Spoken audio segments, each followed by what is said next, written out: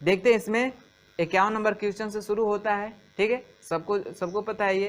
तो देखिएगा क्या कह रहा है इसमें 51 नंबर क्वेश्चन में, कह रहा है एक पंप 10 किलोग्राम पानी 20 मीटर की ऊंचाई पर बने एक टैंक में 10 सेकंड में चढ़ाता है, उसकी शक्ति क्या होगी? उसकी शक्ति क्या होगी, हमें P के बारे में बताना है। तो P बराबर क्या होता है, W/T होता है, ठीक है। और हमें दिया क्या क्या है, तो M दिया है, यानी कितना, तो 100 किलोग्राम पानी को, ठीक है, कितनी ऊंचाई तक, H बराबर 20 मीटर ऊंचाई पर, और कितने समय में, T बराबर 10 सेकेंड में पहुंचाता है। तो भाई इतने सेकेंड में पहुंचाता है, इतना मिनट लगता है उस इतना मीटर ऊंचाई पर इतने किलोग्राम को जल को पहुंचाने में, ठीक है। तो उसका हमें सामर्थ्य बताना है, P बताना है। तो P बराबर फार्मूला ये होता है, उसको कार्य कितना करना पड़ेगा, क्योंकि कार्य करने के जो दर है वही हमारा क्या है, सामर्थ्य है। तो कार्य कितना करेगा, mgh तो करेगा, क्योंकि इतने किलोग्राम के मतलब कोई वस्तु है, जल है, ठीक है। तो इतने किलोग्राम जल को इतने मीटर ऊंचाई में इतना सेकंड में पहुंचाया जा रहा है, तो उसके द्वारा किया गया कार्य किया होगा mgh। तो यहाँ से हमारा P बराबर फार्मूला बन जाएगा क्या, mgh/T, और इसी में सारी वैल्यू रख देते हैं। M का मान कितना है, 100 गुणे G का मान कितना होता है, G का मान 10, ठीक है, और गुणे H का मान कितना, H का मान 20, और बट्टे में T का मान कितना है, समय कितना है, 10 सेकेंड। तो 10 से तो 10 कैंसिल हो जाएगा, और ये 100 में 20 से गुणा करेंगे कितना हो जाएगा, 2000, कितना हो जाएगा, 2000 वाट, ठीक है। तो देखिए ऑप्शन में दिया है 2000 वाट, दिया है, नहीं दिया है, ठीक है। तो 2000 नहीं दिया है, तो देखिए ऑप्शन के अनुसार आप लोग बनाइएगा इसको। कह रहा है ऑप्शन में ए 2 किलोवाट, बी में कह रहा है 20 किलोवाट, सी में कह रहा है 200 वाट, और डी कह रहा है इनमें से कोई नहीं, ठीक है। तो देखिए इसको हम बनाए ऑप्शन के अनुसार। तो देखिए 2 आप गुणे इसको लिख सकते हैं 1000 को मतलब 10⁻³ वाट, ठीक है। और 10⁻³ को क्या कहते हैं, किलो कहते हैं। तो ये हो जाएगा 2 किलो वाट, 2 किलो वाट, ठीक है। तो इसका ऑप्शन कौन सा करेक्ट हो जाएगा, 2 kilowatt, option number A correct हो जाएगा, ठीक है। तो 51 का ऑप्शन नंबर ए करेक्ट हो जाएगा, नोट कर लीजिएगा, ठीक है। चलिएगा अगला देखते हैं 52 नंबर। 52 नंबर आपका ऑप्शनल है। क्या कह रहा है कि लीवर, जो हमारा लीवर होता है, ठीक है, हमारे अंदर का लीवर नहीं, ठीक है, ये लीवर जो हमारे उत्तोलक हैं, ठीक है, उस लीवर की बात कर रहे हैं। तो जो लीवर होता है, कह रहा है लीवर का यांत्रिक लाभ सदैव 1 से कम होगा यदि, सदैव 1 से कम, उसका यांत्रिक जो लाभ है वह सदैव 1 से कम हो, ठीक है, सदैव क्या हो, 1 से कम हो। इसके लिए क्या कह रहा है कि जो उसका फलक्रम है भार व बल के बीच हो, बी क्या कह रहा है भार फलक्रम एवं बल के बीच हो, सी कह रहा है बल फलक्रम एवं भार के बीच हो, और डी कह रहा है बल एवं भार एक ही हो, ठीक हो, एक ही बिंदु पे कार्य कर रहे हो, ये कर रहा है, ठीक है। बल एवं भार एक ही बिंदु पर कार्य कर रहे हैं, ठीक है। यहाँ से मिट गया तो हो लग रहा है, ठीक है। तो कह रहा है ऐसे, ठीक है। तो जो हमारा लीवर है उसका यांत्रिक लाभ सदैव 1 से कम करना हो, तो जो उसका फलक्रम है, ऑप्शन में भी टिक कर दिया है ए वाला, ठीक है, सही टिक किया है, जो भी टिक किया हो। तो जो उसका फलक्रम है वो क्या होना चाहिए, आपका भार, ठीक है, और बल के क्या होना चाहिए, बीच होना चाहिए, ठीक है, बीच होना चाहिए, तब जो उस लीवर का यांत्रिक लाभ आएगा सदैव 1 से क्या आएगा, कम आएगा, ठीक है। चलिएगा तो इसका ऑप्शन नंबर ए करेक्ट, ठीक है, ऑप्शन नंबर ए करेक्ट हुआ। अगला देखिए 53 नंबर, ये भी इसी लेसन से कर, यांत्रिक लाभ MA हो, भार L हो एवं बल E में संबंध है। तो आपको पता है यांत्रिक लाभ बराबर क्या होता है, यांत्रिक लाभ बराबर, ठीक है, अगला क्वेश्चन सॉल्व कर रहे हैं। यांत्रिक लाभ बराबर होता है भार बटे में बल, भार बटे में बल। तो कह रहे हैं यांत्रिक लाभ हमारा क्या हो, MA हो, क्वेश्चन में कर रहा है, ठीक है, बराबर भार क्या हो हमारा, भार L हो, और बल क्या हो, E हो। तो इसके बीच संबंध बताना है। तो एक तो ये इक्वेशन बनेगा, या यहाँ से पक्षांतर करें तो L बराबर क्या आएगा, एम ए इंटू ई आएगा, एक ये इक्वेशन बनेगा, या इसी में इक्वेशन बन जाएगी। यदि ई बराबर हम निकाले तो ई बराबर फार्मूला क्या बन जाएगा, L अपन एम ए। इतना इक्वेशन बनेगा, 3 इक्वेशन। अब 3 इक्वेशन में से जो भी आपको ऑप्शन में मैच दिखे, ठीक है, जो भी मैच करे उसे क्या आप लोग करिए, टिक कर लीजिए। तो देखिए कौन सा मैच करेगा, एम ए बराबर l into e, m a बराबर एल अपन ई होगा, ये नहीं मैच करेगा। बी कह रहा है एल बराबर एम इंटू ई, एल बराबर m a into e, b वाला ऑप्शन मैच करा है, यानी इसका ऑप्शन नंबर बी करेक्ट हो जाएगा। ठीक है, मैच करा के देख लीजिए आगे भी आपका बी ऑप्शन ही मैच कर रहा है। ठीक है, सी में कर रहा है ई बराबर एम ए इंटू एल, ई बराबर क्या होगा, एल अपन एम ए होगा। ठीक है, यानी क्या हो जाएगा, भार बटे में यांत्रिक लाभ बल बराबर। ठीक है, तो ऑप्शन नंबर बी मैच किया, इसका टिक कर लीजिएगा। 54 नंबर देखिए, इसको भी समझ लीजिए, बिल्कुल सिंपल है। 54 नंबर क्वेश्चन। ठीक है, करे प्रकाश की एक किरण जल पर लंबवत गिरती है तो जल में उसका अपवर्तन कोण कितना होगा। ठीक है, देखिए बच्चा गलत टिक कर दिया है। करे जैसे मान लीजिए जल है हमारा, ठीक है, और इस पे कोई जो किरण है वो लंबवत गिर रही है, लंबवत, तो लंबवत गिरेगी भाई, तो उसी जब लंबवत गिरती है कोई किरण पारदर्शी माध्यम पे तो सेम उसी तरह निकल जाती है। ठीक है, उसी तरह अपवर्तित हो जाती है। आपको पता है कि आपतन कोण और अपवर्तन कोण कैसे बनता है, उस पर एक अभिलंब खींचते हैं। तो अभिलंब क्या होता है, लंबवत होता है, इस तल पे खींचा गया लंबवत रेखा को ही तो अभिलंब कहते हैं। तो इस पे जो अभिलंब खींचेंगे, इस पे जो अभिलंब खींचेंगे वो भी क्या होगा, इसी जो किरण गुजर रही है इसी पे क्या होगा, हमारा अभिलंब होगा, यानी इसी पे हमारा अभिलंब भी होगा और यही हमारी क्या करेगी, किरण का भी काम करेगी। तो एक ही चीज है जो अभिलंब और किरण दोनों का कार्य कर रही है। आपको पता है अपवर्तन कोण या अपवर्तन कोण किस पे बनता है, किसके बीच, किरण और अभिलंब के बीच बनता है। तो ये दोनों एक ही पे है, तो क्या यहाँ पे कोई कोण बनेगा, 0 डिग्री का कोण बनेगा। ठीक है, यानी जो इसका आपतन कोण होगा, आपतन कोण वो भी क्या होगा, 0 एंगल का होगा।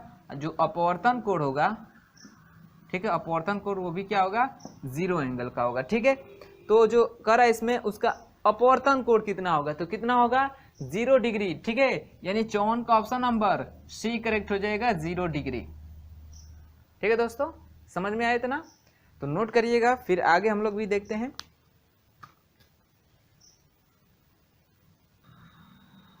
चलिए देखिए 55 नंबर।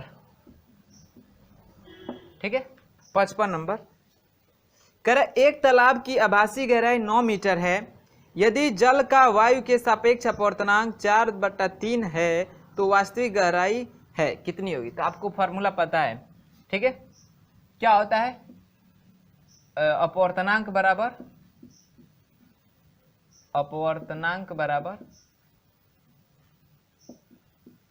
क्या होता है, आपका वास्तविक गहराई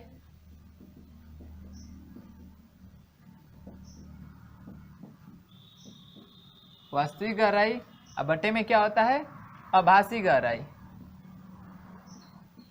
आभासी गहराई।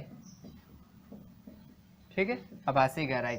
हमसे पूछा क्या है कि इसका वास्तविक गहराई क्या होगा, वास्तविक गहराई को हमको क्या कहना है, बताना है। ठीक है, और आभासी गहराई, जो इसकी आभासी गहराई वो दिया है, इसका मान दिया है 9 मीटर।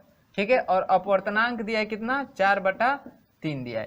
तो 3 चीज है, 3 चीज में रिलेशन है, इसमें से 2 चीज पता हो तो एक चीज निकाल सकते हैं, यानी तीसरी चीज को निकाल सकते हैं। तो यहां से हम वास्तविक गहराई निकालें। ठीक है, वास्तविक गहराई निकाले तो क्या हो जाएगा, अपवर्तनांक, ठीक है, अपवर्तनांक और गुणे क्या हो जाएगा, तो ये गुणा करेंगे तो इसका गुणा हो जाएगा आभासी गहराई से। ठीक है, आभासी गहराई। अब देखिए अपवर्तनांक हमारा कितना है, अपवर्तनांक है 4/3, गुणे आभासी गहराई कितनी है, 9, कटा दीजिए, 3 तिलिके 9 और 4 तिया 12, यानी कितना आ जाएगा, 12 मीटर। यानी जो इसकी हमारी वास्तविक गहराई आएगी वो क्या आ जाएगी, 12 मीटर। ठीक है, और आपको पता भी है कि जब कोई भी चीज़, ठीक है, मान लीजिए कोई भी चीज़ जल में डूबी हुई हो तो वो क्या होती है, अपनी वास्तविक गहराई से कुछ ऊपर हुई यानी उठी हुई प्रतीत होती है, ठीक है, उठी हुई प्रतीत होती है। तो वहीं उसके आभासी यानी 9 मीटर क्या हो रही है, ऊपर मतलब प्रतीत हो रही है, मतलब 12 मीटर उसकी वास्तविक गहराई है और 9 मीटर ऊपर दिख रही है, मतलब इसमें से घटाइए कितना आ जाएगा, 3 मीटर, ठीक है। यानी जो उसकी वास्तविक और आभासी गहराई में अंतर है वो 3 मीटर का है, यानी वो 3 मीटर ऊपर उठी हुई प्रतीत होती होगी। समझ में आया? चलिएगा, तो ये फार्मूला होता है, इस फार्मूले को आप लोग मत भूलिएगा, ठीक है। तो 12 मीटर ऑप्शन नंबर कौन से करेक्ट हो जाएगा, ऑप्शन नंबर ए करेक्ट हो जाएगा, ऑप्शन नंबर ए, ठीक है। चलिए अगला देखिए 56 नंबर जो कि ऑप्शनल है, देख लीजिए क्या कह रहा है। कह रहे बिंदु जिससे किरणें बिना विचलित हुई गुजरती हैं कहलाता है, ठीक है। तो एक तो दर्पण में ले तो हम क्या होता है, वक्रता केंद्र होता है। वक्रता केंद्र पर पड़ने वाली जो प्रकाश की किरणें होती हैं वो दर्पण से मतलब वक्रता केंद्र पे पड़ती हैं तो उसी मार्ग पे लौट आती हैं दर्पण में। और लेंस की बात करें तो लेंस में आपको प्रकाशिक केंद्र पढ़ाया गया होगा, ठीक है। प्रकाशिक केंद्र कहाँ पे होता है, तो देखिएगा ऐसे आपको डायग्राम बनता है ना, तो दोनों ये जो होए इससे और ये जो रेखा काट रही है, ठीक है, इसके बीच ये वाला जो पार्ट होता है यही क्या होता है, हमारा प्रकाशिक केंद्र होता है। प्रकाशिक क्या होता है, केंद्र होता है, ठीक है। तो प्रकाशिक केंद्र पे जो किरण पड़ती है वो अपने मार्ग में बिना विचलित हुए ही क्या हो जाती है, अपवर्तित हो जाती है। तो यही कह रहा है बिंदु जिससे किरणें बिना विचलित हुए गुजरती हैं कहलाता है, क्या कहलाता है, प्रकाशिक केंद्र कहलाता है, ठीक है, लेंस में। और दर्पण में बात करें तो वक्रता केंद्र, ठीक है। तो प्रकाशिक केंद्र इसका ऑप्शन नंबर डी करेक्ट होगा, ये वाला ऑप्शन सही टिक किया गया है, इसका ऑप्शन नंबर डी होगा, ठीक है। तो 56 का ऑप्शन नंबर डी टिक होगा, मतलब डी को टिक कर लीजिए, डी वाला सही होगा, ठीक है। अगला देखिए 57 नंबर, ये भी ऑप्शनल है। 57 नंबर क्या कह रहा है, कह रहा है पर्दे पर छवि बनाने के लिए प्रयोग किया जाता है। पर्दे पर छवि कब बन सकता है, जब हमारा जो प्रतिबिंब हो वास्तविक बनता हो, ठीक है, क्या हो, वास्तविक बनता हो। तो ऑप्शन क्या कह रहा है, उत्तल लेंस द्वारा, बी कह रहा है अवतल लेंस द्वारा, सी कह रहा है उत्तल एवं अवतल लेंस द्वारा, इनमें से कोई नहीं।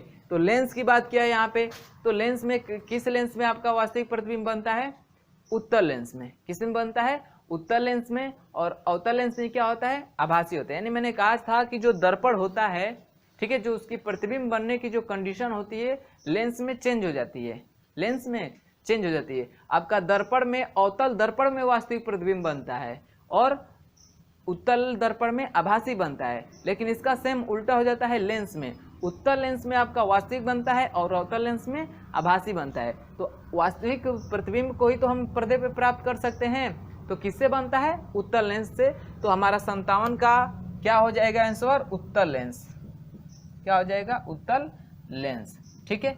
यदि इसी में आपको ऑप्शन ऐड कर दे ऐसे, जैसे मान लीजिए इसका तो उत्तल लेंस करेक्ट होगा आंसर, कौन सा option, option number A correct होगा, ठीक है, ऑप्शन नंबर ए करेक्ट होगा। लेकिन इसी में आपको एक अलग से ऑप्शन दे दे, क्या, कि उत्तल लेंस व माने और दे दे क्या, अवतल दर्पण, तो आप तब किसको आप सही करेंगे, इसको सही करेंगे, ठीक है। उत्तल लेंस और अवतल दर्पण द्वारा जो प्रतिबिंब बनता है वास्तविक बनता है और इसको हम पर्दे पे प्राप्त कर सकते हैं, तब इसको मारते हैं। लेकिन ये वाला तो ऑप्शन में दिया नहीं है, ये हमारा ऑप्शन में नहीं दिया है, ठीक है, ऑप्शन में नहीं है। ऑप्शन में क्या है, ये ऑप्शन में नहीं है, तो ये क्या करेंगे इसको, मतलब ये ऑप्शन में होता तो इसको ले लेते, नहीं दिया है तो भाई छोड़ दीजिए, ठीक है। नहीं दिया है तो इसको याद रखिएगा, बात समझ में आई है। चलिएगा, तो इसका उत्तल लेंस करेक्ट होगा, ऑप्शन नंबर ए में मैच कर रहा है, तो इसका ऑप्शन नंबर ए टिक कर लीजिए। और अगला देखिए 58 नंबर,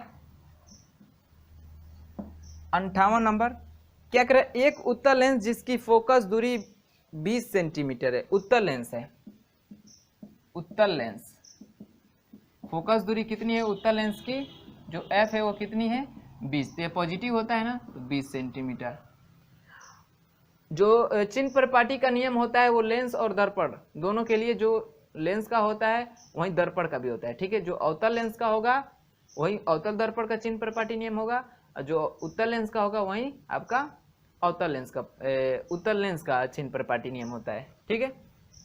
अब चलिए, और दिया है आपका अवतल लेंस के साथ जिसकी फोकस दूरी, यानी अवतल लेंस भी है उसकी फोकस दूरी कितनी है, अवतल लेंस की फोकस दूरी यानी इसका f कितना है 40 सेंटीमीटर, तो ये माइनस में होगा 40 सेंटीमीटर। कर से स्पर्श कराते हुए रखने पर परिमाणी लेंस होगा, यानी इसको एक साथ रखा गया है, यानी एक उत्तल लेंस है हमारा और एक क्या है हमारा ऐसे अवतल लेंस, दोनों को सटा के रखा गया है। इसका फोकस दूरी ये है और इसका फोकस दूरी ये है। तो कह रहा है ये जो अब एक साथ रख दिए तो इसकी फोकस दूरी क्या होगी, वो हमसे क्या किया है पूछा है, नहीं समझ लीजिए कैपिटल F, इसको कह दे कैपिटल F बराबर कितना होगा, ठीक है। तो देखिए परिमाणी लेंस से कार्य करेगा, किसकी तरह कार्य करेगा, तो हम यानी इसका जो टोटल फोकस होगा वो ज्ञात कर लें और उसका जो चिन्ह आएगा उस चिन्ह के आधार पे हम बताएंगे कि ये किस लेंस की तरह कार्य करेगा। तो कैसे निकालेंगे, फार्मूला क्या होता है 1/f बराबर 1/f1 प्लस 1/f2, यही होता है ना।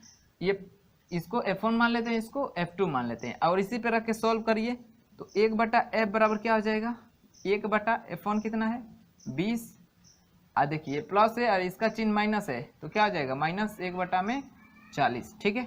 एलसीएम क्या होगा इसका 20 और 40 का एलसीएम क्या होगा, जो दोनों से कट जाए तो हम 40 ले रहे हैं, ठीक है।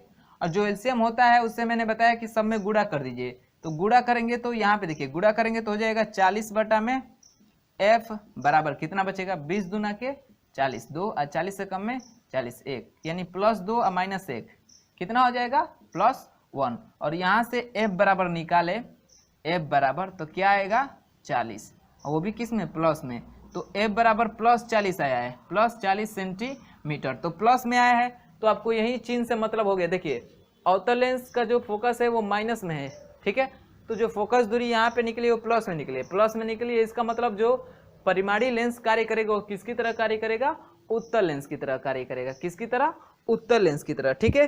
तो इसका ऑप्शन कौन सा करेक्ट कर देंगे, उत्तल लेंस की तरह, यानी इसका ऑप्शन नंबर ए करेक्ट हो जाएगा, ऑप्शन नंबर ए करेक्ट हो जाएगा, ठीक है। थोड़ा इंक भी भर लेते हैं, अब इसको नोट कर लीजिएगा, थोड़ा इंक भी भर लेते हैं इसमें।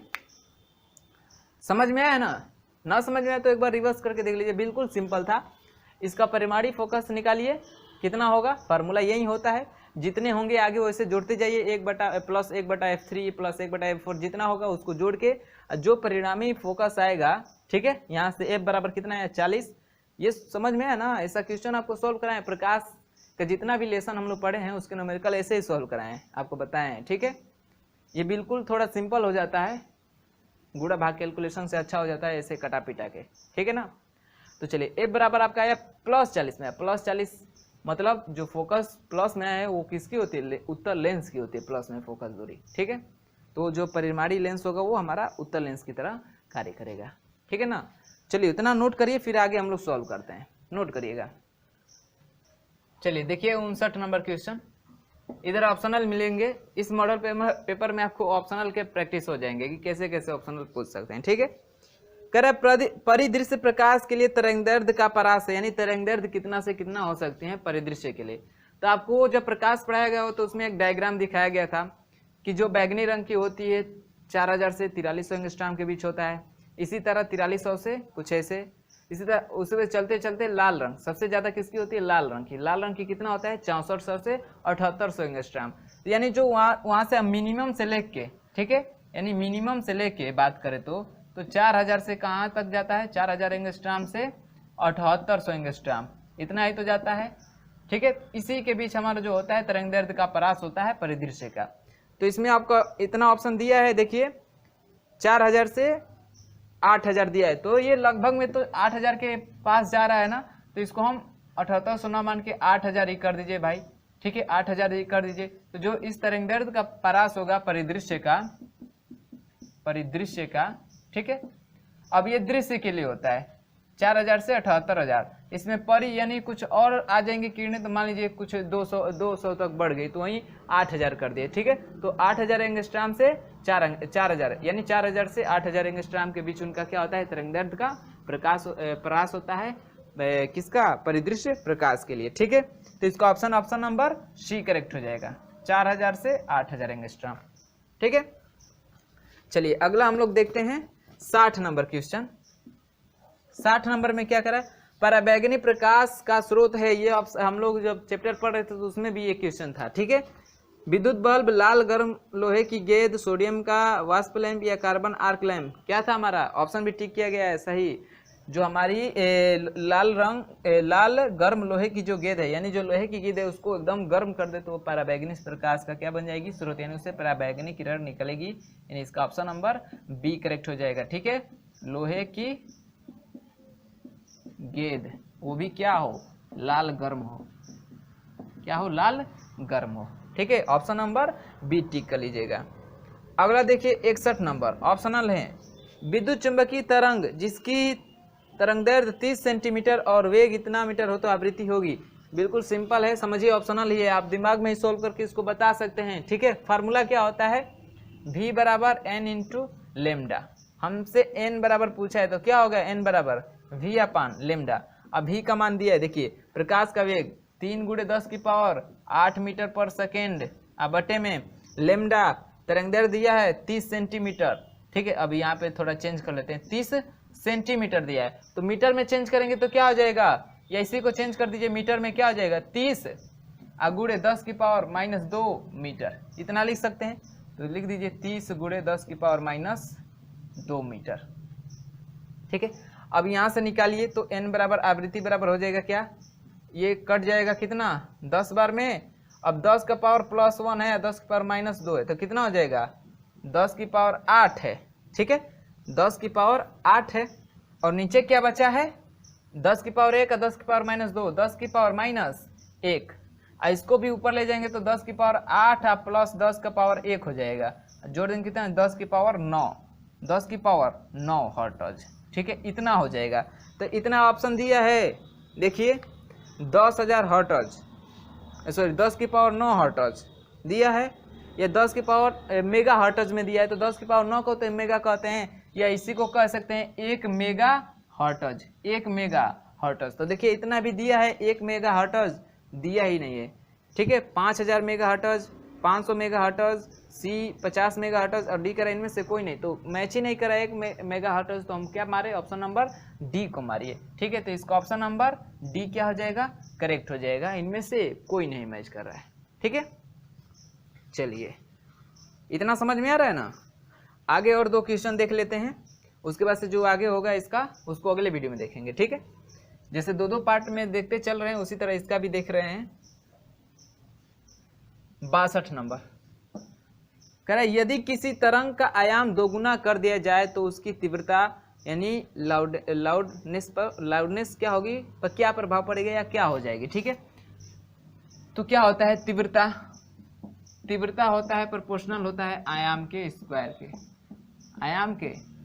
के, ठीक है। तो कह रहे इसका आयाम 2 गुना कर दे, तो मान लेते हैं इसका आयाम कितना हो, ए हो, आयाम क्या हो, ए हो, आयाम हमारा ए हो, तो तीव्रता क्या होगी, तीव्रता, ठीक है, तीव्रता क्या होगी हमारी, ए स्क्वायर होगी, इसी को हम 2 गुना कर दे रहे हैं, ठीक है। यानी जब आयाम, अब हम आयाम डैश ले रहे हैं, आयाम कितना हो जाए, 2a हो जाए, ठीक है, तब तीव्रता क्या हो जाएगी हमारी, तीव्रता कितना हो जाएगा, तीव्रता डैश निकालेंगे तो कितना हो जाएगा, 2a का स्क्वायर, यानी कितना हो जाएगा, 4a स्क्वायर। अब a स्क्वायर पे हम क्या लिख सकते हैं, तीव्रता लिख सकते हैं, तो तीव्रता डैश बराबर कितना हो जाएगा, तीव्रता डैश बराबर 4 तीव्रता, मतलब जो पहली तीव्रता होगी उसकी 4 गुना हो जाएगी जो नई तीव्रता होगी, कब, जब उसके आयाम को हम 2 गुना कर दें तब, ठीक है। कितनी गुना हो जाएगी, 4 गुना, ऑप्शन भी टिक किया गया इस पे 4 गुना, यानी इसका ऑप्शन नंबर सी करेक्ट हो जाएगा, 4 गुना, ठीक है। लास्ट देख लेते हैं 63 नंबर क्वेश्चन, और ये सब लोग टिक कर लिए होंगे पहले ही, ये भी नहीं छोड़ा गया है, इसमें भी कह रहे ध्वनि की तीव्रता को मापा जाता है किसमें भाई, डेसिबल में, सबको पता है डेसिबल में ध्वनि की जो इकाई है वो क्या होती है, ध्वनि को किस में मापते हैं, डेसिबल में। किस में मापते हैं, डेसिबल में। ठीक है, तो इसका ऑप्शन नंबर कौन सा करेक्ट कर लीजिए, option number b, decibel, dB. ठीक है, इसका ऑप्शन नंबर बी को टिक कर लीजिए। इस वीडियो में बस इतना ही रहने देते हैं। ठीक है, तो उम्मीद करते हैं कि आप लोगों को जितने भी क्वेश्चन सॉल्व कराए हैं समझ में आया होगा। वीडियो अच्छा लगा होगा तो लाइक कर लीजिएगा, और अच्छा ना लगा हो तो डिसलाइक भी कर लीजिएगा, आपकी बिल्कुल छूट है। ठीक है, और हाँ, अच्छा लगा हो तो अपने दोस्तों में शेयर करना ना भूलिएगा। ठीक है, और जो लोग चैनल पे नए होंगे वो चैनल को सब्सक्राइब करके हमारे साथ जुड़ जाएगा। एक ये प्रतिरोध हो गया, एक ये प्रतिरोध हो गया, और एक ये प्रतिरोध हो गया, और इसमें भी एक प्रतिरोध लगा हुआ है यहाँ पे। ठीक है, और जो सबकी वैल्यू है वो 3 ओम है।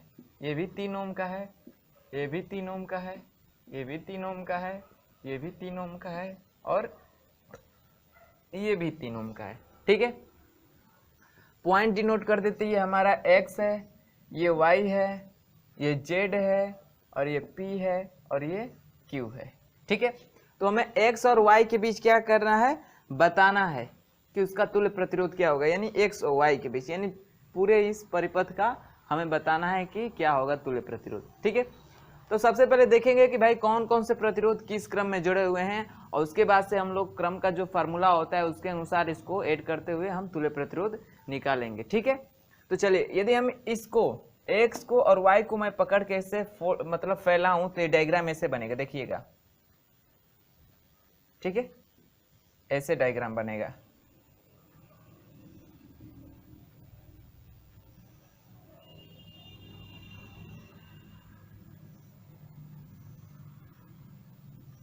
ध्यान से देखिएगा, क्योंकि जब आप डायग्राम को तोड़ना सीख जाएंगे ना तो आप निकाल लेंगे प्रतिरोध, कि किसी भी कैसा भी परिपथ दे दिया हो, कितना भी जटिल हो, तो आप उसका तुल्य प्रतिरोध निकाल सकते हैं।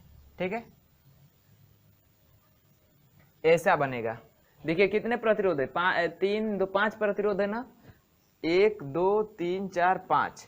अब इसमें भी पॉइंट डिनोट कर देखिए, ये हमारा x है, ये हमारा y है। ठीक है, अब इसको फैलाए हैं तो देखिए ये वाला z है, क्योंकि z के देखिए z के इधर एक प्रतिरोध है, एक इधर प्रतिरोध, z के इधर एक इधर प्रतिरोध है।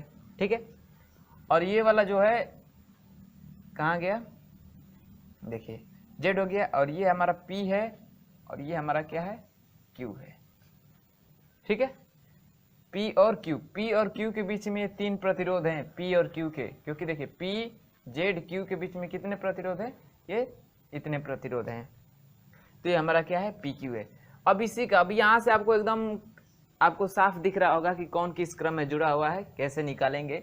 ठीक है, देखिए ये जो 3 ओम और ये जो 3 ओम है ये श्रेणी क्रम में, और ये जो 3 ओम है इसके साथ समांतर क्रम में जुड़ा हुआ है। ठीक है, तो सबसे पहले हम इस पोर्शन का, ठीक है, इस वाले पोर्शन का हम तुल्य प्रतिरोध निकाल लेंगे, तो उसके बाद से ये जो बाकी उसके बाद से जो है इस परिपथ का और सिंपल हो जाएगा तुल्य प्रतिरोध निकालने के लिए। ठीक है, देखिएगा कैसे, ये भी 3 ओम है ना, और ये भी 3 ओम है।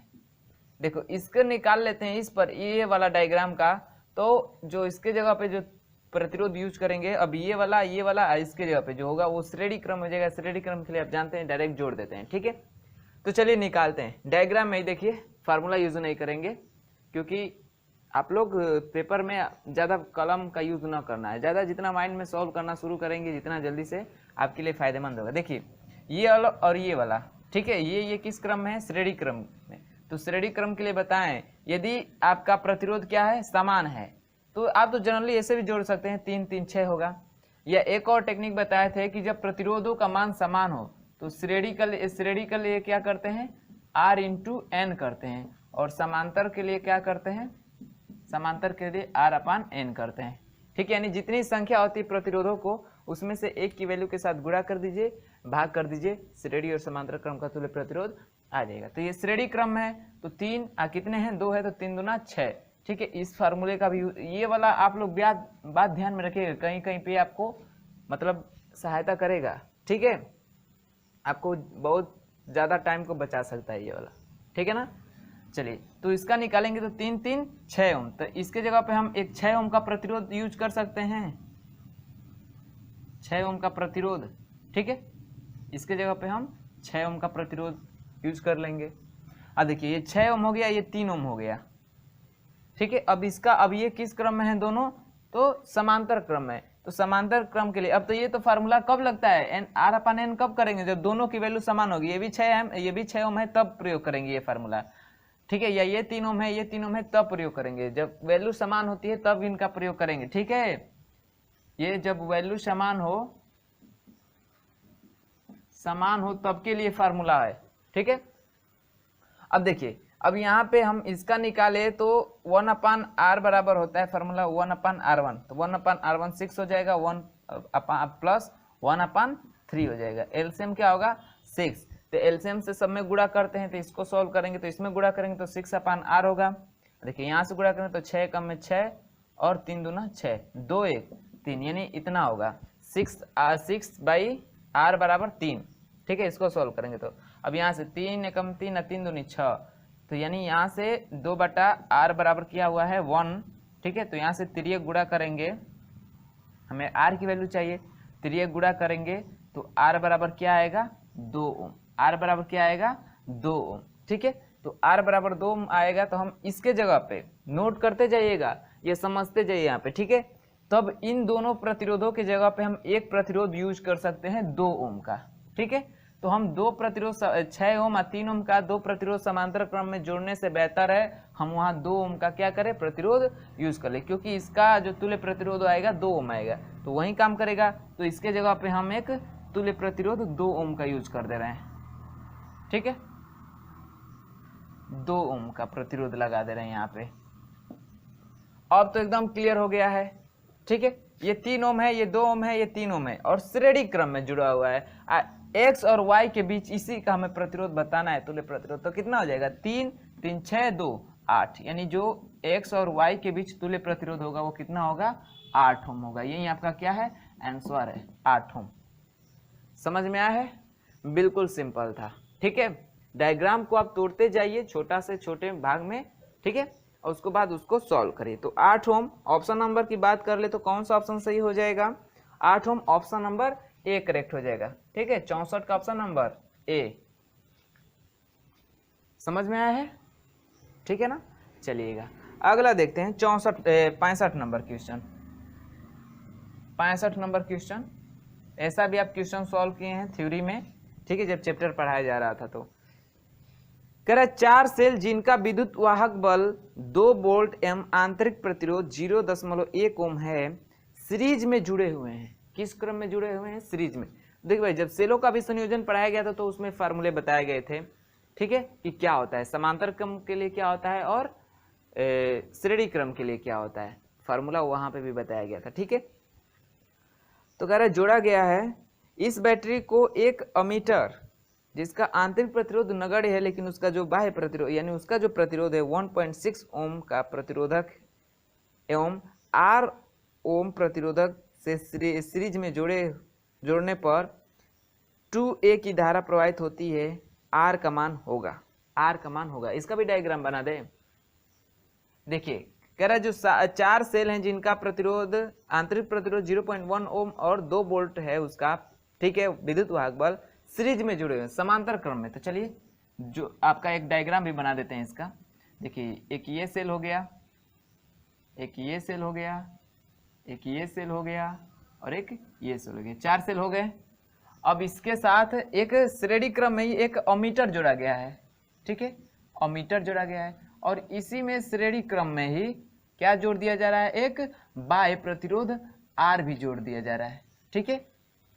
और इसका प्रतिरोध हमें दिया है कितना 1.6 ओम और इनका जो प्रतिरोध है 0.1 ओम है आंतरिक प्रतिरोध, ठीक है। और वोल्ट कितना है, विद्युत वाहक बल 2 वोल्ट है, 2 वोल्ट, ठीक है। तो इसी में इस R का मान हमें बताना है, यही पूछ रहा है ना कि R का मान होगा और इसमें जो धारा प्रवाहित हो रही है जब उसके कारण, तो इसमें जो धारा प्रवाहित हो रही है, ठीक है, वो हमारी धारा क्या प्रवाहित हो रही है, I धारा प्रवाहित हो रही है। इस I का मान दिया है 2 एम्पियर, कितने एम्पियर की धारा प्रवाहित हो रही है, 2 एम्पियर की। तो आर का मान हमें ज्ञात करना है, ठीक है। चलिएगा, तो यहाँ से हम कुल विद्युत वाहक बल निकाले और कुल आंतरिक बल, तो क्या हो जाएगा, यानी आंतरिक प्रतिरोध और कुल विद्युत वाहक बल निकाले तो क्या हो जाएगा, ई बराबर 2 और गुणे कितने सेल है, 4, यानी 8 वोल्ट हो जाएगा। और आर, स्मॉल आर का मान कितना हो जाएगा, 0.1 इंटू 4 यानी 0.4 ओम हो जाएगा, ठीक है। और इसका अमीटर का प्रतिरोध दिया है, अमीटर का प्रतिरोध कितना दिया है, 1.6 ओम। और बाह्य प्रतिरोध क्या है हमारा, बाह्य प्रतिरोध क्या है, प्रतिरोध आर है। तो जो हमारा टोटल प्रतिरोध हो जाएगा, ठीक है, टोटल प्रतिरोध आर टोटल जो हो जाएगा वो क्या हो जाएगा, तो आर प्लस अमीटर का प्रतिरोध, ठीक है, अमीटर का प्रतिरोध, अमीटर प्रतिरोध प्लस बाह्य प्रतिरोध, बाह्य प्रतिरोध यानी आर का मान कितना है 0.4 प्लस अमीटर का कितना है 1.6 है ना, 1.6 प्लस बाह्य प्रतिरोध क्या है, आर है। तो इसको जोड़ देंगे तो कितना हो जाएगा, 16 4 20, यानी एक स्थान पे दशमलव कट जाएगा, यानी 2 प्लस आर, यानी जो आर टोटल हो जाएगा 2 प्लस आर ओम हो जाएगा। आपको फार्मूला पता है क्या होता है, आई बराबर होता है कुल विद्युत वाहक बल, कुल विद्युत वाहक बल बटे में कुल प्रतिरोध, कुल प्रतिरोध। या इसी फार्मूलों को लिखते हैं आई बराबर ई ब्रैकेट में आर प्लस आर, यही फार्मूला होता है आपका, ठीक है। तो ये आर प्लस आर क्या है, वही कुल प्रतिरोध है, एक तो बाह्य प्रतिरोध प्लस आंतरिक प्रतिरोध जोड़ेंगे तो कुल प्रतिरोध, ठीक है। और ऊपर क्या है, कुल विद्युत वाहक बल, तो इसी फार्मूले को लिखते हैं कुल विद्युत वाहक बल बटे में कुल प्रतिरोध, ठीक है। इसको भी ये से भी लिख सकते हैं, बात वही है सेम, ठीक है। अब यहाँ से देखिए, जब यहाँ से I बराबर सॉल्व करेंगे तो कुल विद्युत वाहक बल कितना है, 8 वोल्ट। धारा कितनी निकल रही है, देखिए जब इतना कर दे रहे हैं तो धारा इसमें कितना बह रहा है, 2 ओम का, तो इस I का भी सॉरी 2 एम्पियर का, तो इसका भी मान दिया है, इस I का भी कितना 2। अब बटे में कुल प्रतिरोध यहाँ से R टोटल निकालें कितना, 2 प्लस R, यहीं से सॉल्व कर दीजिए आ जाएगा, ठीक है। देखिए 2 दूना के 4 कट जाएगा, यहाँ कुछ नहीं बचा, तो एक तिर्यक गुणा करेंगे, ठीक है, तिर्यक गुणा करेंगे, यहाँ से सॉल्व कर रहे हैं, तिर्यक गुणा करेंगे तो 2 प्लस आर बराबर क्या हो जाएगा 4। तो आर का मान निकालना है, तो आर बराबर क्या आ जाएगा 4 माइनस 2 यानी कितना 2 ओम, कितना हो जाएगा 2 ओम, ठीक है। तो ये जो बाह्य प्रतिरोध आर लगा है इसका मान कितना हो जाएगा 2 ओम, ठीक है, 2 ओम। तो ऑप्शन की बात कर ले तो कौन सा करेक्ट हो जाएगा, 2 ओम, ऑप्शन नंबर बी करेक्ट हो जाएगा, ठीक है, ऑप्शन नंबर बी। तो 65 का ऑप्शन नंबर बी को आप लोग टिक कर लीजिए। उम्मीद करता हूँ समझ में आया होगा ये दोनों क्वेश्चन, जहाँ पे भी ना समझ में आया हो एक बार रिवर्स करके देख लीजिएगा, समझ में आ जाएगा। बिल्कुल सिंपल है, ठीक है, एकदम सिंपल है ये। और ऐसे क्वेश्चन आपको पूछ भी सकते हैं, ऐसा तो डायग्राम देके आपको जरूर पूछता है एक क्वेश्चन, ठीक है, तुल्य प्रतिरोध क्या होगा ऐसा दे देगा, मतलब डायग्राम देकर पूछेगा एक, ठीक है। चलिएगा नोट करिएगा इतना, फिर आगे देखते हैं हम लोग। चलिए देखते हैं 66 नंबर क्वेश्चन।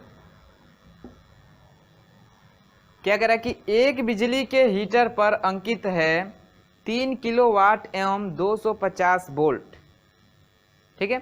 बिजली खर्च की दर 5 रुपये प्रति यूनिट है, इसे 5 घंटे तक लगातार चलाने पर बिजली का खर्च होगा। आपको पता है 1 यूनिट बराबर 5 रुपये है, ठीक है। यदि हम यूनिटों की संख्या निकाल लें, यूनिटों की संख्या कितनी होगी, तो हम उसमें 5 से गुणा कर देंगे तो टोटल खर्च निकल के आ जाएगा।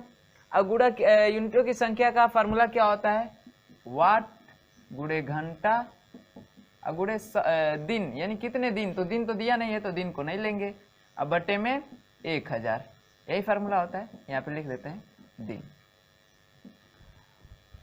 तो देखिए ये वैल्यू दी है आपको, समय दिया है टी बराबर यानी 5 घंटा, 5 घंटा चल रहा है ना, लगातार 5 घंटा रोज। और देखिए उस हीटर पे अंकित है कितना, तो 3 किलोवाट और 250 वोल्ट, यानी ये हमारा P का मान है और ये हमारा क्या है, V का मान है। तो P का मान दिया है ना, तो यहाँ से वाट मतलब P का मान है 3 किलोवाट। तो फार्मूला ये इस वाट का भी मान दिया है, समय भी दिया है, बटे में 1000। तो यूनिटों की संख्या निकाल लेंगे तो क्या हो जाएगा, यूनिट की संख्या, यूनिट की यूनिटों की संख्या, ठीक है, क्या हो जाएगी, तो वाट कितना है 3 किलोवाट, यानी 3 × 10⁻³ किलोवाट का मतलब वही तो हुआ। गुणे समय कितना है 5, अब बटे में, दिन तो है नहीं, अब बटे में 1000, ठीक है। अब देखिए 1000 और 10⁻³ यानी 1000 को हम 10⁻³ लिख सकते हैं। 10⁻³ से 10⁻³ कैंसिल हो जाएगा, 3 × 5 = 15। तो यूनिट की संख्या कितनी आ गई, 15। तो जो खर्च होगा, खर्च वो भी क्या, तो कुल खर्च कितना आ जाएगा, एक यूनिट का खर्च गुणे यूनिटों की संख्या। एक यूनिट का खर्च कितना है 5 रुपये, गुणे कितने यूनिट है 15, तो कितना आ जाएगा 15 × 5 = 75 रुपये, यानी जो टोटल खर्च आएगा वो कितना आ जाएगा 75 रुपये। तो देखिए दिया ऑप्शन में 75 रुपये, ऑप्शन नंबर सी में दिया है, ठीक है। तो इसका ऑप्शन नंबर सी करेक्ट हो जाएगा, समझ में है। चलिए अगला देखिए 67 नंबर। 67 नंबर क्वेश्चन क्या कह रहा है, ये तो बिल्कुल आसान है, बस चेंज करना है। 67 नंबर क्वेश्चन में कह रहा है कि तांबे की विशिष्ट ऊष्मा जो है 0.1 कैलोरी प्रति ग्राम है, कैलोरी प्रति ग्राम है, इसका मान जूल प्रति किलोग्राम में क्या होगा, जूल प्रति किलोग्राम में। यानी इस विशिष्ट ऊष्मा यानी एस का मान दिया है 0.1 कैलोरी प्रति ग्राम, कैलोरी प्रति ग्राम, ठीक है। इसको चेंज करना है, चेंज करना किस में है, जूल प्रति किलोग्राम में। तो कैलोरी से जूल में चेंज करने के लिए देखिएगा, जब जूल होता है, कोई भी ऊष्मा का मान जूल में है, ठीक है, ऊर्जा का मान जूल में है, कार्य का मान जूल में है, तो उसको कैलोरी में बदलना है तो 4.2 से भाग करते हैं, और कैलोरी को जूल में बदलना है, ठीक है। ध्यान रखिएगा, कहाँ पे कर दें, देखिएगा, यदि हमें कैलोरी को जूल में चेंज करना है तो 4.2 से क्या करेंगे, मल्टीप्लाई करेंगे, 4.2 से क्या करेंगे, गुना करेंगे, ठीक है। यदि हमें जूल को बदलना है किसमें, कैलोरी में, तो क्या करेंगे, 1/4.2 से गुणा करेंगे, ठीक है, 2 से गुणा, यानी 4.2 से भाग करिए या 1/4.2 से गुणा करिए, बात तो वही है। तो ये करते हैं, ठीक है। तो हमें बदलना है कैलोरी से जूल में, तो 4.2 से क्या करेंगे, गुणा करेंगे, तो ये कितना हो जाएगा 0.1, सॉल्व करें उसी को, ठीक है। 0.1 गुणे 4.2, अब ग्राम में, ग्राम को किलोग्राम में चेंज करना है, ठीक है, ग्राम को किलोग्राम में चेंज करना है। तो देखिए चेंज करेंगे तो क्या करेंगे, 1000 से भाग करते हैं, ये पहले से ही बटा में, बटे का बटा लगाएंगे तो वो ऊपर जाके गुणा में हो जाएगा, ठीक है। तो क्या हो जाएगा 10⁻3, और 10⁻3 को आप जानते हैं किलो कहते हैं। 10 यदि 10⁻3 के जगह पे हम किलो लिख, जैसे यहीं पे किए है ना, कितना दिया था 3 किलोवाट, तो 3 किलोवाट मतलब 3 × 10⁻3 वाट, तो 10⁻3 को ही किलो लिखे, तो किलो की जगह पे हम 10⁻3 नहीं लिख सकते हैं, तो वहीं लिखा गया है, ठीक है। अब हो ही गया, अब इसी को सॉल्व कर दीजिए, तो अब ये चेंज हो जाएगा किसमें, तो जूल प्रति ग्राम, जूल प्रति किलोग्राम में, डिग्री सेल्सियस में, ठीक है। अब इसी को सॉल्व कर दीजिए, तो 4.2 में 0.1 से गुणा करेंगे तो दशमलव और इधर आ जाएगा, ठीक है, यानी इसको गुणा करेंगे, इसको मिटा दें। चलिए अब यहाँ पे देखिए गुणा करेंगे तो ये हो जाएगा कितना 0.42, क्योंकि 42 का 1 में गुणा करेंगे 42 होगा। अब दशमलव, इसका भी एक स्थान, इसका भी एक स्थान, 2 स्थान पे लगेगा, 2 स्थान पे दशमलव लगा दिए, गुणे 10⁻3 जूल प्रति किलोग्राम डिग्री सेल्सियस।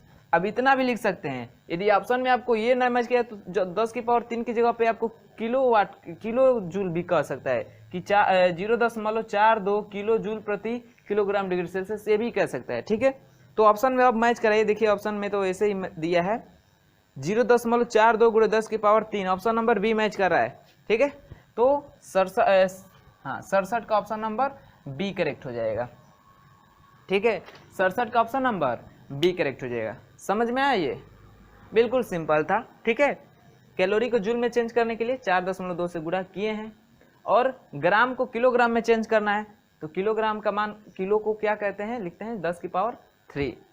पहले चैप्टर में आपको जो 10th में 9th में पढ़े होंगे वहाँ पे भी चेंजेस इससे मिलता है करने के लिए। ठीक है, कोटिमान सब और मतलब वैल्यू चेंज करने के लिए देता है। ठीक है, तो ऐसे किलो की जगह पे 10 की पावर 3, सेंटी की जगह 10 की पावर -2, मिली की जगह 10 की पावर -3 रखते हैं। ठीक है, तो वो सब वैल्यू आपको याद रहेगा तो ये चेंजेस भी कर लेंगे। ठीक है, जो भी दिया हो, जैसे भी चेंजेस करना कहे, जिसमें भी चेंजेस करने के लिए तो कर सकते हैं। ठीक है, चलिएगा, इतना नोट हो गया हो तो अगला देखते हैं हम लोग 68 नंबर क्वेश्चन।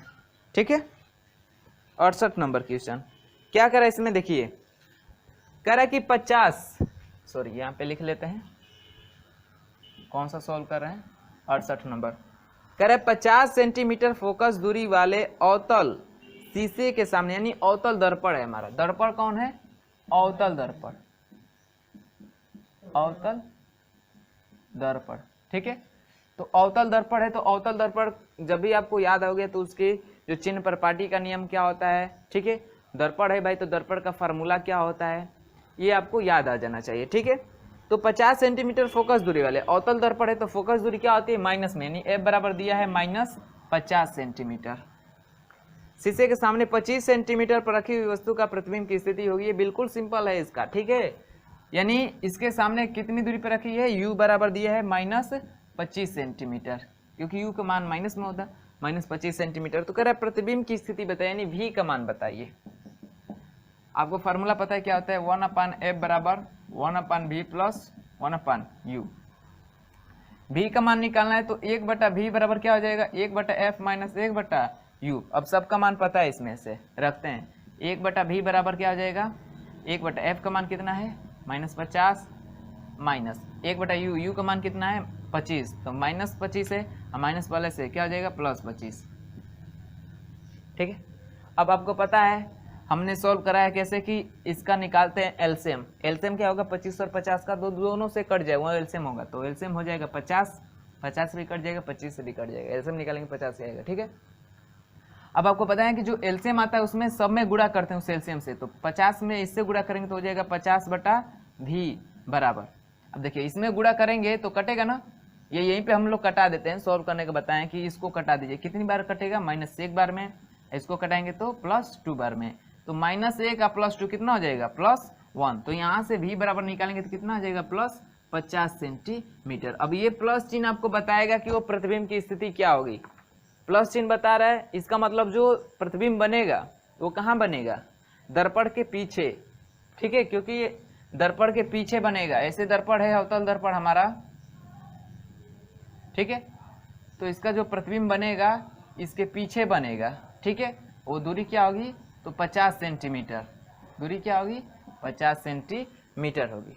ठीक है, चलिएगा, तो ऑप्शन की बात करें तो कौन सा करेक्ट होगा, 50 सेंटीमीटर शीशे के पीछे, 50 सेंटीमीटर शीशे के आगे, कौन सा सही होगा। आगे तो 35 दिया है तो वो तो हमें देखना नहीं, क्योंकि हमारा भी का मान आया 50, तो दो ही ऑप्शन देखेंगे जिसमें 50 दिया है। अब इसमें से आपको निकालना क्या है कि दर्पण के पीछे बनेगा दर्पण के आगे, तो वो चिन्ह बताएगा, चिन्ह प्लस बता रहे। देखिए यहाँ से जो इस साइड का होता है दूरी, यहाँ से इस साइड का माइनस में होता है, सॉरी माइनस में होता है ये दूरी, और इधर क्या होती है, तो इधर दूरी पॉजिटिव होती है, तो पॉजिटिव है, इसका मतलब दर्पण के पीछे बना होगा। तो 68 का ऑप्शन नंबर कौन सा करेक्ट हो जाएगा, ऑप्शन नंबर ए, 50 सेंटीमीटर शीशे के पीछे अर्थात दर्पण के पीछे। इसका ऑप्शन नंबर कौन सा करेक्ट हो जाएगा, ए करेक्ट हो जाएगा, ऑप्शन नंबर ए करेक्ट हो जाएगा। ठीक है, समझ में आया बिल्कुल। ठीक है, नोट करिएगा इतना, फिर आगे देखते हैं, नोट करिएगा। चलिएगा अब देखते हैं हम लोग 69 नंबर क्वेश्चन। ठीक है, 69 क्या कर रहा है? ऐसा क्वेश्चन आपको जरूर पूछेगा इस लेसन से, एक लेसन से स्वेर है कि आपको पूछेगा क्वेश्चन। क्या कर रहा है कि एक तरल A जिसका द्रव्यमान 100 ग्राम तथा तापमान 120 डिग्री सेल्सियस है, यानी एक A तरल है, इसका M दिया है कितना 100 ग्राम और तापमान कितना दिया है तो 120 डिग्री सेल्सियस, ठीक है। और दूसरे तरल B में मिलाया जाता है, इसको तरल B में मिलाया जा रहा है, ठीक है, तरल B में मिलाया जा रहा है जिसका द्रव्यमान हमें पता नहीं है, ठीक है, जिसका तापमान हमें पता है, T का मान पता है कितना है 20 डिग्री सेल्सियस में मिलाया जाता है। तो जो परिणामी तापमान है इन दोनों को मिलाने पर जो परिणामी तापमान निकल रहा है यानी रिजल्टेंट जो निकल रहा है वो कितना निकल रहा है 40 डिग्री सेल्सियस। तो कह रहा है तो तरल B का प्रारंभिक द्रव्यमान था, यानी तरल B का जो द्रव्यमान है वो कितना होगा ये हमें बताना है। कह रहा है यदि तरल A की विशिष्ट ऊष्मा यानी इसकी जो विशिष्ट ऊष्मा है SA वो कितना है 0.8 जूल प्रति ग्राम डिग्री सेल्सियस है, ठीक है, जूल प्रति ग्राम डिग्री सेल्सियस, और इसका SB का मान दिया है कितना 4.2 जूल प्रति ग्राम डिग्री सेल्सियस, ठीक है। तो आपको कैलोरीमेट्री का सिद्धांत याद है, क्या कब लगता है कि जब दो पदार्थ हो उनका कुछ तापमान हो और जब उनको एक मतलब बर्तन में मिलाया जाता है दोनों को, तब वहां पे लगता है कैलोरीमेट्री का सिद्धांत कि ली गई उष्मा बराबर दी गई उष्मा, ठीक है, क्योंकि उष्मा का संचरण होगा। तो उष्मा का कैसे संचरण होता है, तो जो वस्तु ज़्यादा गर्म होगी वो उष्मा देगी और जो ठंडी होगी वो उष्मा लेगी। तो जितना वो उष्मा देगी वही तो उतना ही तो वो उष्मा लेगी, ठीक है। तो ये हमारा क्या होता है निकल के आता है। ये आप लोग कैसे ये होगा देखिए, आप लोग ये भी मतलब ऐसे भी जान सकते हैं कि देखिए ये हमारा क्या है, एक डब्बा है, इसमें इतना पानी भरा हुआ है, और एक ये डब्बा है इसमें इतना पानी भरा हुआ है। तो जब इन दोनों को एक साथ कनेक्ट करेंगे तो इसमें पानी का लेवल क्या होगा, इसमें से जब तक इसमें भरेगा जब तक दोनों का लेवल समान ना हो जाए। जब दोनों का लेवल समान हो जाएगा तो ये क्या होगा, इसमें से पानी आना जाना क्या होगा, बंद हो जाएगा, जब दोनों का लेवल समान हो जाएगा तब, ठीक है। तो उसी तरह कैलोरीमेट्री का सिद्धांत है, जब इसको इसमें डाल रहे हैं तो उष्मा का आदान प्रदान तब तक होगा जब तक ए द्वारा जो उष्मा दी जाएगी या ली जाएगी, ठीक है। अब देखिए कौन उष्मा देगा कौन उष्मा लेगा ये भी आपको क्लियर हो जाएगा इनसे। इसका तापमान 120 है, ये ज़्यादा गर्म है, और इसका 20 है तो ये ठंडा है, तो ये उष्मा देगा, यानी ए द्वारा दी गई उष्मा बराबर क्या होता है बी द्वारा ली गई उष्मा, ठीक है। जैसे ये हमारा ए है और ये हमारा बी है, तो ए जब तक देगा इसमें कितना पानी देगा, तो ए देगा, ये बी लेगा, तो ठीक है, ये जितना देगा उतना ही तो लेगा, तो वहीं बराबर जितना लेगा उतना देगा। जब दोनों का लेवल क्या हो जाएगा, समान हो जाए, तो वहीं बराबर किए इसको, ठीक है। जब तक आदान प्रदान होता जाएगा, जब तक दोनों द्वारा जो ली गई या दी गई उष्मा है वो जो दोनों बराबर न हो जाए, यानी दोनों की उष्मा बराबर जब तक न हो जाए तब तक लेन देन करेंगे, ठीक है। चलिएगा तो यहाँ से सोल्व करते हैं। तो यहाँ से क्या होगा, फार्मूला क्या होता है, ली गई उष्मा बराबर दी गई उष्मा, फार्मूला क्या होता है ms डेल्टा टी होता है ना, बराबर ms डेल्टा टी। यहाँ पे क्या होगा m a होगा s a होगा डेल्टा टी a होगा, यहाँ पे m b होगा s b होगा और डेल्टा b होगा, क्योंकि ये तरल b द्वारा हो जाएगा, ये तरल a द्वारा। a का द्रव्यमान कितना है 100, इसका विशिष्ट उष्मा कितना है 0.8, और तापमान डेल्टा टी कितना होगा, तो देखिए 20 से कितना हो जा रहा है 40, 20 से 40 यानी 40 माइनस 120 कितने का अंतर होगा, डेल्टा टी निकल के आ जाएगा। इसका कितना द्रव्यमान है तो ज्ञात करना है, विशिष्ट उष्मा कितना है तो 4.2 है, और इसका डेल्टा टी कितना है तो पहले 20 है और बाद में हो जा रहा है 40, यानी 40 माइनस 20। अब यहाँ से करिए इसको, जब इसका अंतर निकालेंगे कितना आ जाएगा 80, कितना आ जाएगा 80, ठीक है। अब 80 0.8 इसका गुणा करें, तो पहले इसका गुणा करेंगे तो ये हो जाएगा 80, क्योंकि एक जीरो तो दशमलव को हटा देगा, और 10 से 8 में गुणा कर देंगे 80, और गुणे इस ब्रैकेट में इसको सोल्व किए तो क्या आया है 80 ही आया है, ठीक है। 80 बराबर क्या आ जाएगा, देखिए इसको जब सोल्व करेंगे कितना आ जाएगा 20, अब 20 से इसमें गुणा करेंगे तो कितना हो जाएगा 20 से गुणा करेंगे तो 10 दशमलव तो क्या करेगा, अरे 0 ये दशमलव को हटा देगा, यानी 42 गुणे 2 करना है। तो एम बी गुणे 42 गुणे 2 ये करना है। यहाँ से करें ये कितना हो जाएगा, 6400 बराबर कितना हो जाएगा, 2 दूना 4, 4 दूना 8, यानी 84 MB। ठीक है, हमें किसका मान निकालना है, MB का मान निकालना है। तो हो जाएगा MB बराबर 6400 बटे में 84। तो MB बराबर, अब इसी का कैलकुलेशन करिए, तो भाग करेंगे तो कितना आ जाएगा, यानी 84 में 6400 में भाग करना है 84 से, तो आ जाएगा आपका 76.1904 ऐसे आएगा। ठीक है, ये आ जाएगा द्रव्यमान उसका इतना ग्राम का। ठीक है, इतना ग्राम का आ जाएगा। तो देखिए ऑप्शन में दिया है 76.19 ग्राम, ऑप्शन नंबर डी में दिया है। ठीक है, इतनी वैल्यू मैच कर रही है ऑप्शन नंबर डी में, तो इसका ऑप्शन नंबर कौन सा करेक्ट हो जाएगा, ऑप्शन नंबर डी करेक्ट हो जाएगा।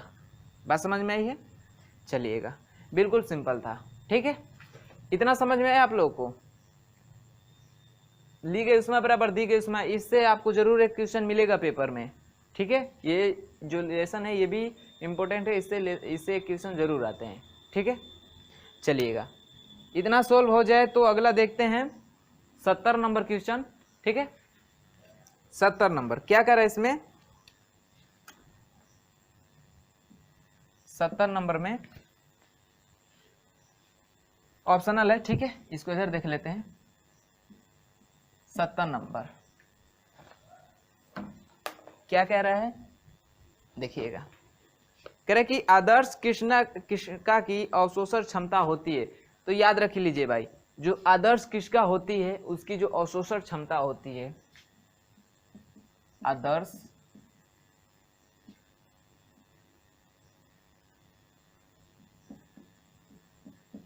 कृष्णिका की अवशोषण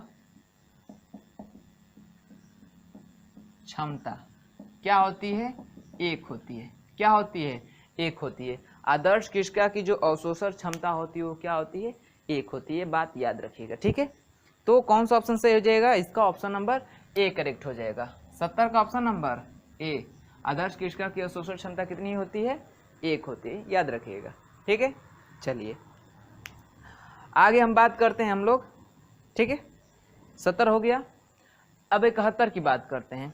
तो 71 में क्या कर रहा है, देखिए 71 नंबर क्वेश्चन में कह रहा है कि एक त्रुटिपूर्ण तराजू के पलड़ों में एक पिंड का क्रमागत रूप से रखने पर उसका जो भार है 6.4 ग्राम तथा 10 ग्राम प्रतीत हुआ। पिंड का सही भार है। ठीक है, देखिए कह रहा है कि एक कोई वस्तु है। ठीक है, अब इसको जो तराजू है, ठीक है, तराजू इसके ये त्रुटिपूर्ण तराजू है, इसमें क्या है, कुछ त्रुटि है। तो इस बार एक बार वस्तु को इस पलड़े पे रख के तौला जा रहा है तो 6.4 ग्राम का आ रहा है भार।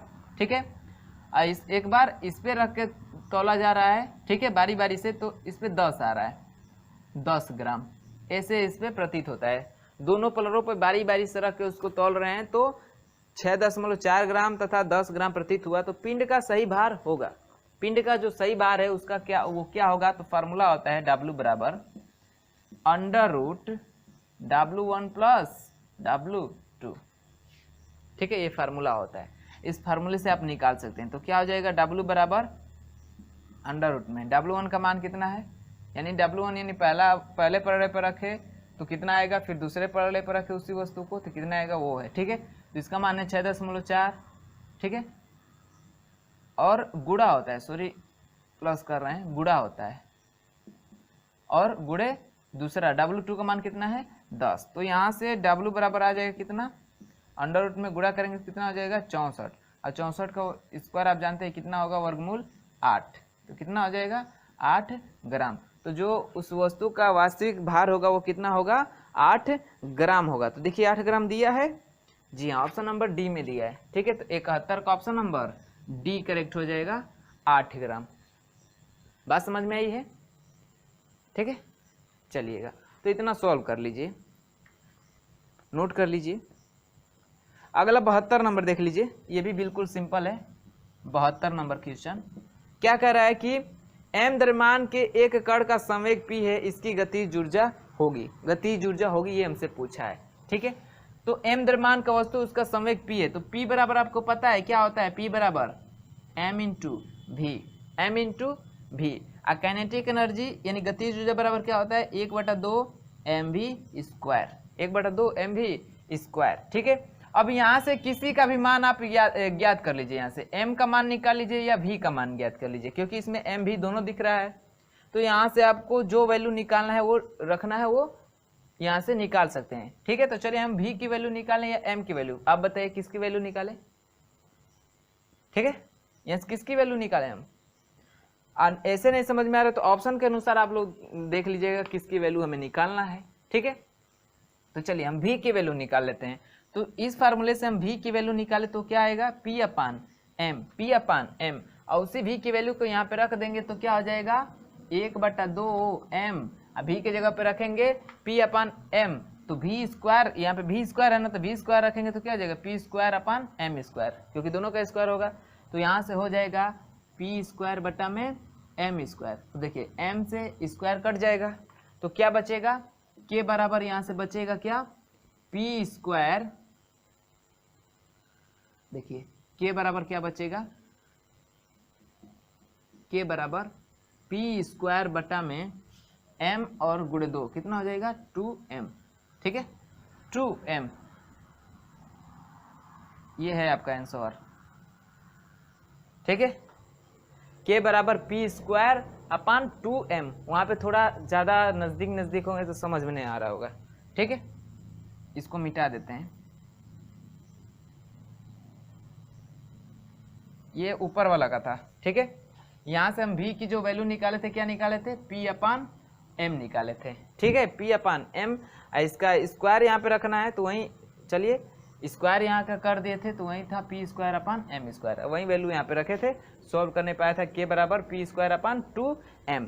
तो k यानी जो गतिज ऊर्जा k बराबर हो जाएगी p स्क्वायर अपान 2m, दिया ऑप्शन कोई, p square upon 2m, option number D. तो 72 का भी ऑप्शन नंबर कौन सा करेक्ट हो जाएगा, डी करेक्ट हो जाएगा। ठीक है, 72 का भी ऑप्शन नंबर डी करेक्ट हो जाएगा। बात समझ में आई इतना, चलिएगा नोट कर लीजिएगा। और आपका 3 क्वेश्चन बचे हुए हैं, उसको देख लेते हैं, ये मॉडल पेपर भी समाप्त हो जाएगा, उसके बाद से हम लोग अगले मॉडल पेपर की तरफ बढ़ेंगे। ठीक है, चलिए दोस्तों नोट करिएगा इतना। चलिएगा 73 नंबर देखिए, क्या कह रहा है कि सही संबंध है, इसमें से सही संबंध बताना है। संबंध किसके बारे में बताना है, तो कह रहा है कि जो 1 वाट है बराबर है किसके, 1 वोल्ट बटे 1 एम्पियर, 1 एम्पियर, ये पूछ रहा है। ठीक है, दूसरा ऑप्शन में कह रहा है कि 1 वाट जो है बराबर होता है 1 वोल्ट गुणे 1 एम्पियर के।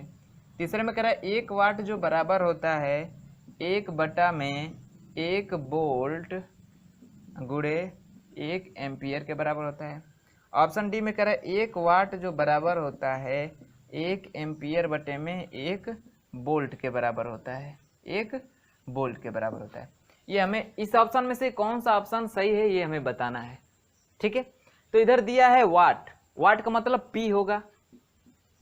ठीक है, P होगा, यही होगा ना। अब P बराबर आपका क्या होता है, P बराबर क्या होता है। ठीक है, तो P बराबर तो एक होता है V इंटू आई, यही तो फार्मूला होता है हमारा, V इंटू आई। V का मान क्या होता है, अब यहाँ से हम निकाले तो P बराबर क्या हो जाएगा, P बराबर यानी P को हम वाट, P का मात्रक वाट, V का मात्रक वोल्ट और गुणे आई धारा, धारा का मात्रक एम्पियर, क्या एम्पियर। ठीक है, तो वोल्ट इंटू एम्पियर, वाट बराबर वोल्ट इंटू एम्पियर। 1 वाट है तो 1 वोल्ट 1 एम्पियर, तो 1 वाट बराबर 1 वोल्ट गुणे 1 एम्पियर। कौन सा ऑप्शन इसमें से मैच कर रहा है, देख लीजिए यहाँ पे वोल्ट और एम्पियर में ही सारा रिलेशन है, तो इसलिए हम P बराबर V इंटू आई वाला फार्मूला रखेंगे। ठीक है, ये वाला फार्मूला रखेंगे, क्योंकि इसका भी 3 फार्मूले होते हैं, लेकिन हमें जिसके बारे में जो ऑप्शन के अनुसार हम जो फार्मूला यूज करेंगे वो ये है, क्योंकि v इंटू आई वोल्ट इंटू एम्पियर दिया है, तो वोल्ट किसका मात्रक है, v का, आई एम्पियर किसका मात्रक है, आई का, यानी p बराबर वोल्ट और आई के रिलेशन, इस इन तीनों में रिलेशन क्या होता है, यही तो होता है। ठीक है, तो ये रखना था हमें, ठीक है, नहीं तो ये होता है p बराबर क्या होता है, एक होता है आपका क्या, जो फार्मूला वहां से कन्वर्ट करते हैं ना यहाँ से, यानी ओम के नियम से आई बराबर आप रख दीजिए क्या, आई बराबर v अपन r रख देंगे, तो यहाँ से आ जाएगा v स्क्वायर बाई आर, एक ये फार्मूला हो जाएगा।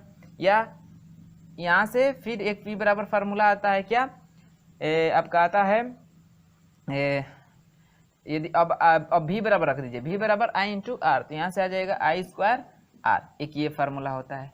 तो ये 3 फार्मूले होते हैं, तो इसमें से आपको कौन सा फार्मूला यूज करना था, ये आपको मतलब चूज करना है ऑप्शन के अनुसार। तो हमें वोल्ट और एम्पियर दिया था, तो वोल्ट और एम्पियर ये इन दोनों का मात्रक होता है, इसलिए हमें इस फार्मूले का यूज किया, तो इसके अनुसार हम ऑप्शन नंबर बी को पकड़ पाए हैं कि हमारा सही है। ठीक है, तो 73 का ऑप्शन नंबर कौन सा करेक्ट हो जाएगा, ऑप्शन नंबर बी करेक्ट हो जाएगा, ऑप्शन नंबर बी। समझ में आया, बिल्कुल आसान था। ठीक है, चलिएगा देखते हैं 74 नंबर क्वेश्चन। तो देखिए डायग्राम है, इसमें बताना है कि तुल्य प्रतिरोध कितना होगा। डायग्राम कैसे है देख लीजिए, यहाँ पे ऐसा भी सॉल्व कराया गया आपको, याद आ रहा है, ऐसा भी आप लोग सॉल्व किए हैं। ठीक है, और इसमें सारे जो प्रतिरोध है 10-10 ओम के हैं।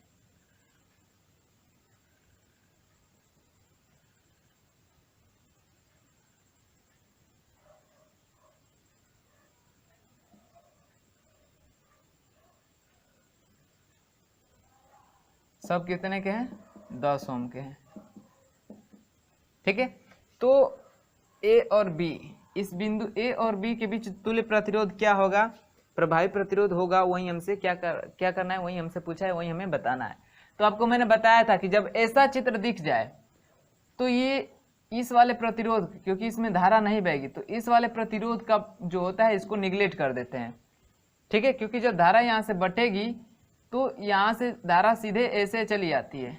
ठीक है, इसमें नहीं जाती, क्योंकि इधर से धारा इधर गई और इधर का धारा इधर आई, तो ये फॉल्ट हो जाएगा। तो इस वाले प्रतिरोध में धारा नहीं बहती है, यानी इसका हमें कोई इसका कोई मतलब नहीं है। अब देखिए यहाँ से ये श्रेणी क्रम में है और ये श्रेणी क्रम में है, श्रेणी क्रम में 10 ओम 10 ओम, तो कितना हो जाएगा, यही चित्र बना दे, ए बराबर, अरे सॉरी ए और बी के बीच, तो ये ऐसा प्रतिरोध बन जाएगा, ये हो जाएगा एक, उन दोनों को मिला है तो ये 10 ओम, सॉरी 10-10 20 ओम, ये 20 ओम, 20-20 के बन जाएंगे।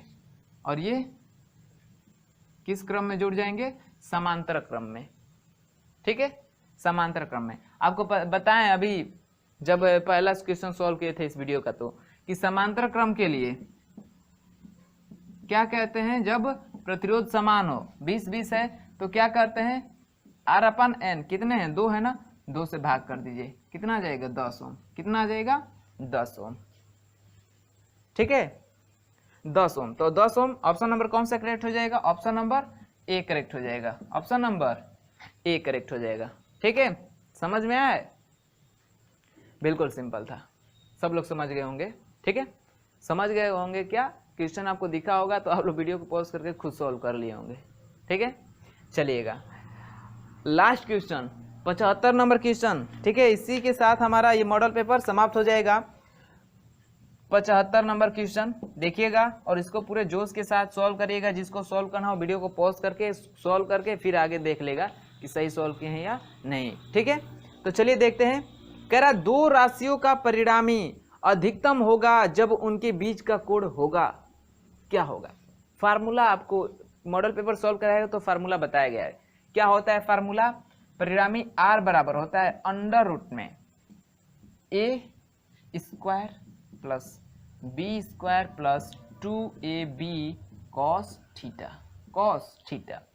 अब इसकी वैल्यू कब ज्यादा होगी, अधिकतम होगी, तो अब ये निर्भर करेगा थीटा पे, यानी थीटा पे। थीटा पे क्यों निर्भर करेगा, क्योंकि cos थीटा की वैल्यू, यानी थीटा की वैल्यू कितना रखे कि cos थीटा, यानी cos थीटा की वैल्यू सबसे अधिक होगी। तो cos थीटा की सबसे अधिक वैल्यू क्या होती है, cos थीटा की सबसे अधिक वैल्यू क्या होती है, सबसे अधिक वैल्यू अधिक मान क्या होता है? 1 होता है। क्या होता है? 1 होता है। ठीक है।